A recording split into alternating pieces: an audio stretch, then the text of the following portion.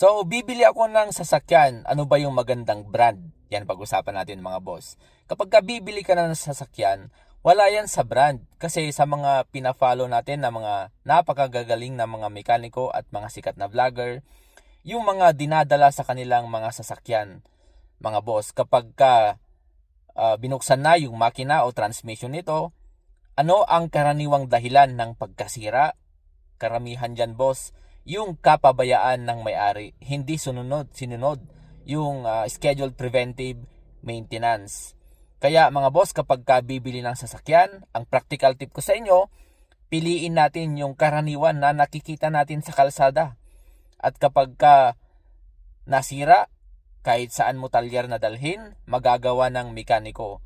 Kahit saan ka bumili ng pyesa, available yan mga boss. Yun yung practical tip ko sa inyo sa pagbili ng sasakyan. Pero sa